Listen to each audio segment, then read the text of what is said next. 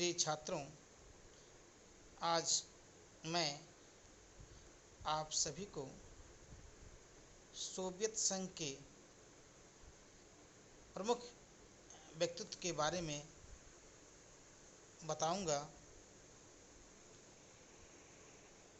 Soviet संघ तथा Soviet साम्यवादी आंदोलन में अनेक व्यक्तियों का योगदान रहा है।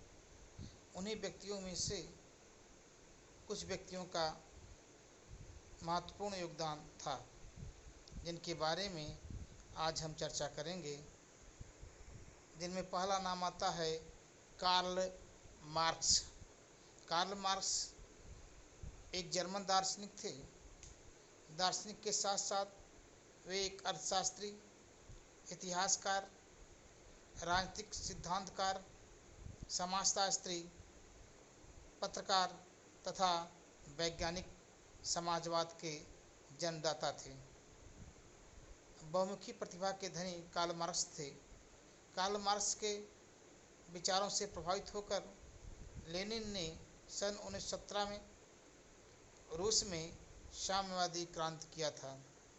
कार्ल मार्क्स द्वारा अनेक पुस्तकों की रचना की गई, जिनमें दास कैपिटल उनके द्वारा लिखी गई महत्वपूर्ण पुस्तक है। अब बात करते हैं लेनिन। लेनिन का पूरा नाम व्लादिमीर इलियच उलियानोव लेनिन है। लेनिन आधुनिक सोवियत संघ के संस्थापक हैं। लेनिन के नेतृत्व में सन 1917 की रूसी क्रांति सफल हुई थी। लेनिन ने कार्ल मार्क्स के विचारों को व्यवहारिक रूप दिया। लेनिन द्वारा लिखी गई पुस्तकों में सबसे महत्वपूर्ण पुस्तक स्टेट एंड रेवोल्यूशन है। अगला जो व्यक्ति आता है उसका नाम है जोसेफ स्टालिन। लेनिन के बाद स्टालिन ने सोवियत संघ का नेतृत्व किया। स्टालिन ने सोवियत संघ का आधुनिक राष्ट्र के रूप में पुनर्गठन किया। स्टालिन के नेतृत्व में सोवियत संघ ने द्वितीय विश्व युद्ध में विजय प्राप्त किया तथा स्टालिन ने सोवियत संघ में तीव्र औद्योगिकरण तथा कृषि का सामूहिकरण किया। निकिता खुश्चेव। जोसेफ स्टालिन के बाद निकिता खुश्चेव ने सोवियत संघ का नेतृत्व किया तथा स्टालिन की तानाशाही शैली का विरोध किया।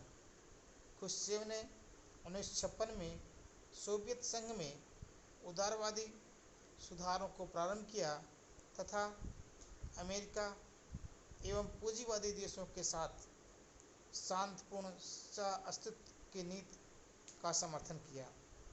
क्यूबा मिसाइल संकट के समय खुश्चेव ने अमेरिका के साथ समझौतावादी रुख का प्रदर्शन किया।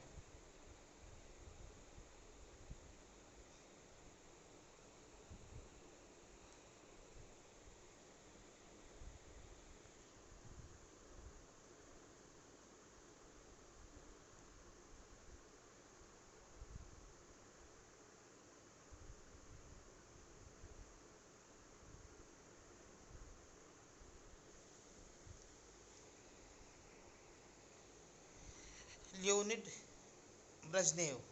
लियोनिड 1964 से 1982 तक सोवियत संघ के राष्ट्रपति रहे। सन 1979 में अफगानिस्तान में सैनिक हस्तक्षेप ब्रेजनेव के नेतृत्व में हुआ। लियोनिड ने 1968 में चेकोस्लोवाकिया गणराज्य में लोकतांत्रिक विद्रोह का दमन किया। एशियाई सुरक्षा प्रणाली का प्रस्ताव लियोनिड द्वारा ही दिया गया था। Mikhail Gorbachev. मिखाइल गोर्बाचोव सन 1985 से लेकर 1991 तक सोवियत संघ के राष्ट्रपति रहे। सोवियत संघ के विघटन के लिए गोर्बाचेव तथा उनकी नीतियां उत्तरदायी रही, जिनमें ग्लासनास्ट तथा पेरेस्ट्राइका प्रमुख रही हैं। गोर्बाचेव ने जर्मनी के एकीकरण में सहयोग दिया तथा शीत युद्ध की समाप्ति में योगदान दिया। बोरिस एल्टसिन रूस के प्रथम राष्ट्रपति थे। यह रूस के राष्ट्रपति बनने से पहले इन्होंने सन 1991 ईस्वी में सोवियत संघ की समाप्ति की घोषणा की थी, जिससे 15 नए राष्ट्रों का निर्माण हुआ। इनकी कार्यशैली या उनका कार्यकाल शॉक थेरेपी के कारण संकटपूर्ण रहा। अब हम बात करते हैं बाल्कन राज्यों के बारे में। बाल्कन राज्य को बाल्कन प्रायद्वीप भी कहते हैं। यह दक्षिण पूर्व यूरोप का एक क्षेत्र है। बाल्कन प्रायद्वीप का नाम बाल्कन पहाड़ियों के नाम पर पड़ा है।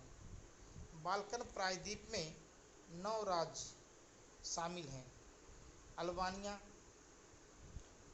बुल्गारिया, यूनान, ग्रीस जिसे कहा जाता है, Croatia, Macedonia, Slovenia, Montenegro, Serbia तथा बोस्निया हर्जेगोविना। आप विश्व मानचित्र पर देखिए तो यह हिस्सा बाल्कन राज्य का है। अल्बानिया, बुल्गारिया, यूनान का स्वतंत्र अस्तित्व पहले से था, जबकि शेष 6 राज्यों Serbia, Slovenia, Montenegro, Macedonia, Croatia तथा बोस्निया यूगोस्लाविया के विघटन के बाद अस्तित्व में आए। शीत युद्ध की समाप्ति के बाद यूगोस्लाविया बाल्कन क्षेत्र जातीय संघर्ष तथा राजनीतिक उथल-पुथल का क्षेत्र बन गया, जिससे यूगोस्लाविया का विघटन हो गया। यूगोस्लाविया में विभिन्न प्रजाति के लोग रहते थे और विभिन्न प्रजातियों के मध्य आपसी तनाव तथा संघर्ष था, और इस संघर्ष का परिणाम यह निकला कि यूगोस्लाविया का विघटन हो गया। यूगोस्लाविया का विघटन होने के कारण अनेक नए देशों का निर्माण हो गया। विघटन के पूर्व यूगोस्लाविया गुटनिरपेक्ष आंदोलन का संस्थापक सदस्य राष्ट्र था। इसके राष्ट्रपति मार्शल टीटो गुटनिरपेक्ष आंदोलन के संस्थापक सदस्यों में से एक थे। जैसा कि आप जानते हैं, भारतीय प्रधानमंत्री पंडित जवाहरलाल नेहरू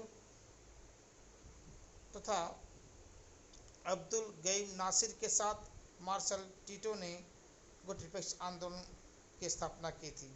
यूगोस्लाविया के विघटन के बाद अधिकांश नए राज्य यूरोपीय संघ के सदस्य बन गए।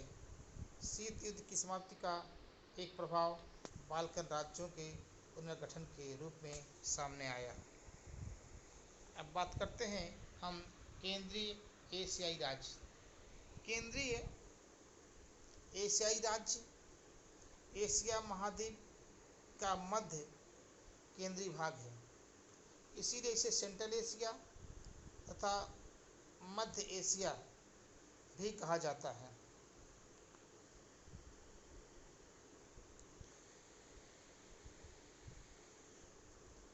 इसमें एशिया महाद्वीप के 5 देश कजाकिस्तान, किर्गिस्तान, तुर्कमेनिस्तान, तजाकिस्तान तथा उज्बेकिस्तान शामिल हैं।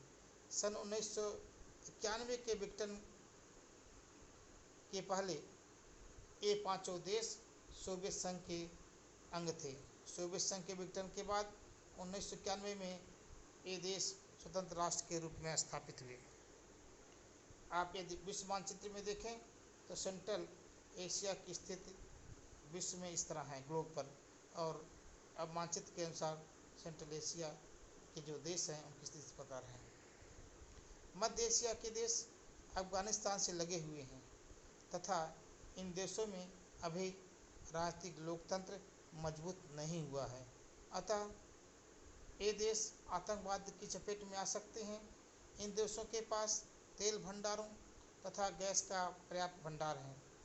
अतः इन देशों में शांति की स्थापना तथा विश्व के अन्य देशों के साथ सहयोग आवश्यक है। धन्यवाद।